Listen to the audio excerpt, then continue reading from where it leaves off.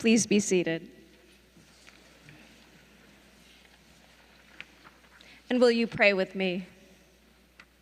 May the words of my mouth and the meditations of all of our hearts be acceptable in your sight, O God, our rock and our Redeemer. Amen. There is a new state park in Manhattan, Riverbank State Park, aptly named, for it sprawls along the banks of the Hudson River on the edge of Harlem. Yet the park isn't exactly on the banks of the river, but rather up above, but not on a hill. This new park is not really on the ground. Strange but true. This park, complete with trees, ice skating rink, running track, concession stands, fields of grass, is not on the ground. It is on the sewage treatment plant. One of the largest public works projects in this country, this expansive gray building with a park on top treats wastewater on its way to the Hudson River. While kids skate, the water flows. Beneath the bikes and the trikes of summer, the water flows. Under the slam dunks, under the park bench, under the playground laughter, the water flows, and the Hudson River begins to come back to life. Wherever the river goes, every living creature that swarms will live, and there will be many fish once these waters reach there. It will become fresh, and everything will live where the river goes. Famed environmentalist Dr. Joseph Sittler, who spent a lifetime trying to bring us back to Earth and spoke the word ecology before it ever appeared in the newspapers or college course catalogs, he connected the words faith and ecology. He wanted us not only to see the world, but to behold the world and be changed, saying, with our minds, we look at things, but in the spirit of our minds, we behold things. To behold a thing means to regard it in its particularity, its infinite preciousness, irreplaceability, and beauty. Dr. Sittler would ask us to behold the river. Wade in the water, children. Wade in the water. And we do wade. That ancient philosopher Heraclitus said, you cannot step in the same river twice. When you step in a river, you change it. And though it keeps flowing, the river is different because of the encounter. When we wade in the water, when we walk through the woods, when we plant a garden, we are changing the world. And now a thought experiment based on the essay, Earth is Techno-Earth by Philip Hefner. Let's imagine ourselves to be looking down upon planet Earth in the days before there was a human species. There are no cities of people, no campfires or their traces, no signs whatsoever of Homo sapiens about. If you are able, transport yourself there into that scene, draw very close to the earth, walk upon it, and try to place yourself within that ecosystem without humans. Note carefully that there are two things that make it almost impossible for us to imagine pre-human affairs. And I'm not talking about the difficulty of imagining a world unspoiled by human garbage and pollution, highways and light poles and the like. I'm referring to something so strange that we can scarcely imagine a world without it. In an ecosystem without human beings, nothing has a name. And virtually nothing has a use, at least in the sense that we often think of. What is that tall, brown, barky pole with green pieces in its limbs? What is that long, winding, silvery trail of water that meanders here and there? No one has yet appeared to call them trees and rivers. And what are they for? The birds have certainly not decided to use the trees for nests in the same way that we use them for firewood and paper goods.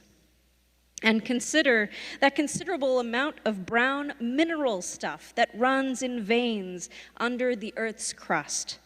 No one has yet appeared to call it iron ore or to mine it and use it. Can you imagine what the ecosystem and its members might have thought and said as they watched Homo sapiens come on the scene? If we might envision that conversation, what sort of conversation would it be? For example, might that brown mineral stuff say, I always thought of myself as comfortable, hard stuff here in the cool earth. Can you imagine my surprise when I found out I was iron ore and that I could rise out of the loamy bed and become railroad tracks and skyscrapers and bridges? These people who call themselves human beings are really marvelous creatures. Look what they've done. They've given me a name and made me into more than I ever dreamed possible. They told me who I was. And suppose that silvery, watery ribbon would respond, you mean they told you who they think you are, and then they made you into it? I agree with you that it is a proud thing to move out of the earth and up into the air as a tall building, and being a rail in a train track is not bad either. But were you just as happy when they told you you were a bullet and an intercontinental ballistic missile silo? What was so great about that? They did the same to me. They named me a river, and I didn't mind that. And then they called me an artery of traffic and industry, carrying their boats. And I didn't mind that much either. I carried you to the steel mills, and by the way, I rather got to like you. After all, we scarcely knew one another before they brought us together. But one day, they came up with another name for me, garbage disposal system. And they made me into one of the best. They did the same to me. The atmosphere is talking now, and for some reason has an accent. And you know, it's so infernally difficult to talk back to those people. In fact, I can't. It's only by indirect signals that I can get my message through to them. I don't want to hurt their lungs when they breathe me in, but I can't help it. If they're going to pour ozone and hydrocarbons into me, I just can't dispose of all that garbage. But I can hope that they'll get the point and give me a new name and a new purpose. The problem is, those people are the ones who can really discover our names and our uses. But when they make a mistake in the naming and the using, man, it's really a nightmare. This conversation among the pre-human inhabitants of our ecosystem is silly, perhaps, but it nevertheless highlights a fundamental truth about human beings and about our own time in history. Today we find that the human community has covered the earth not only in a quantitative manner, but in a qualitative sense. We have humanified the ecosystems of the globe. There is no significant portion of the terrestrial ecosystem untouched by humankind. The natural systems of temperature and climate, the waterways, the atmosphere, the fertility of the soil are all intensified and manipulated by technological enhancements. If nature refers to the world as it was before humankind, then there is very little that is natural any longer. But we're mistaken to define nature in this manner. Nature is real today, but it is not nature untouched by human hands. It is humanified nature. Nature now includes the social systems that interact with the ecosystem. Too often we picture nature as something untouched, pristine, something set apart that we are trying to get back to or escape from, or escape to. But as we live our daily lives and impact the ecosystem of the planet, we are a part of that ecosystem. In the opening chapters of the Bible, we see God creating the heavens and the earth, the seas and the sky, the plants and the animals, and calling everything good. Then God creates humankind and gives humans the responsibility to name and take care of everything in creation.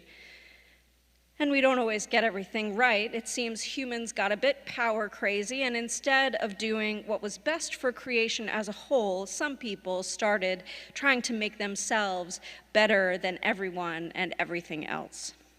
There was fighting and mistreatment of the land and each other, so God decided to bring the flood, to wipe the slate clean. But did you notice that God doesn't just destroy everything and start again?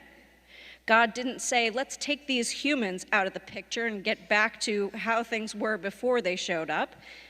God intentionally chose some humans who understood that it wasn't just all about them, but about the animals and the rest of creation too.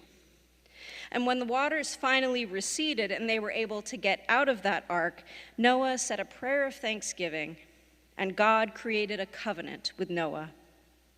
A most interesting point here is that the rainbow covenant is made in the awareness that humans will work against it.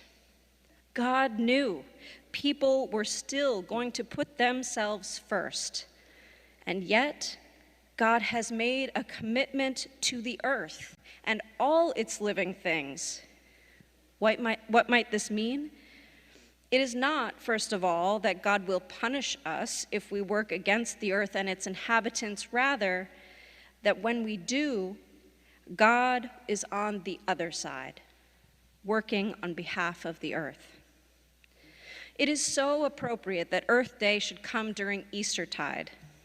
In Colossians, we read regarding Christ, all things were created through him and for him. He is before all things, and in him all things hold together. It's a tricky theological concept, but if Christ is God and has been since the dawn of time, then Christ is part of the work of creation from the start. If we hold this to be true, then the fact that Christ can experience resurrection means that our entire creation can do the same. There may be waterways and forests, coral reefs and glaciers that we think are dead zones, that cannot be places of life, but if they contain the power of the resurrection within them, who knows? We've tied ourselves so closely to the earth, we need the earth to survive. But now the earth needs us as well. And this is how God has made creation to be, completely interdependent. God has made it so that for us to survive, we have to care about and care for the earth.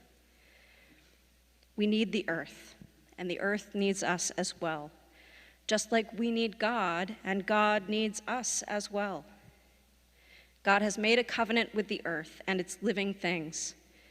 If the earth is part of God's body, if the Christ the Christians follow includes both his sufferings and his cosmic redemption, if the living power of God's Spirit can never be exorcised from the earth, then surely it is part of our task as Christians to put in the effort behind the survival of the earth and its peoples. I hope you will find your way to be a part of this redemptive work.